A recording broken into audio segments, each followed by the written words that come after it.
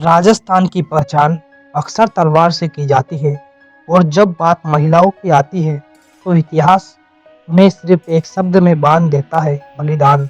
लेकिन सच यह है, राजस्थान की महिलाओं ने सिर्फ बलिदान ही नहीं की, वह निर्णय थी, वह संतुलन थी और कई बार वह सत्ता की दिशा तय करने वाली शक्ति थी। आज की यह कहानी किसी देवी की नहीं, किसी बेचारी की नहीं, यह कहानी है राजस्थान की वीरांगनाओं, महिलाओं की। पुराना राजस्थान मर्यादा से चलता था और उस मर्यादा की सबसे बड़ी जिम्मेदारी स्त्री पर थी। घर की इज्जत, वंश की निरंतरता, राजनीतिक जोड़ और सामाजिक संतुलन, यह सब स्त्री के बिना असंभव था।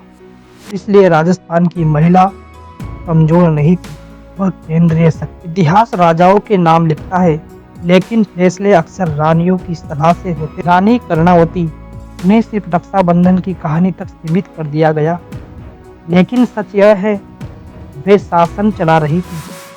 उन्होंने कूटनीति चुनी, युद्ध को आखिरी विकल्प रखा।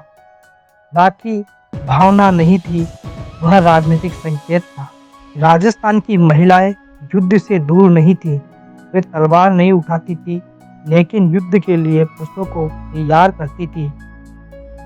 भाड़ी रानी की कथा इसी सोच की प्रतीक है। ये कथा आत्मा त्याग की नहीं, कर्तव्य बोध की है। इतिहास महलों में रहता है, लेकिन राजस्थान गांवों में सांस लेता है। जब पुरुष युद्ध में होते थे, खेत स्त्रियां संभालती थी, अकाल में घर बचाती थी, समाज को जोड़े रखती थी। यह सच्ची कभी लिखी नहीं गई, लेकिन इसी ने राजस्थान को जीवित किया। जौहर को महिमा मंडन से नहीं, समझ से देखने की जरूरत है। यह निर्णय डर से नहीं, अंतिम व्यवस्था से लिया गया।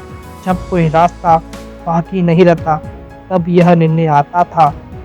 यह ना जीत थी, ना हार, यह भयावह मजबूरी थी। राजस्थान की महिलाएं भावनाओं से नहीं, स्थिति की समझ से फैसले लेती थी।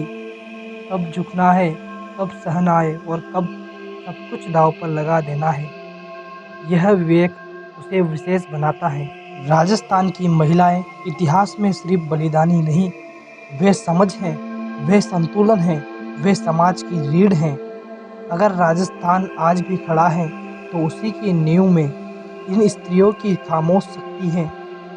ये थी कहानी जौहर से आगे की सच्चाई।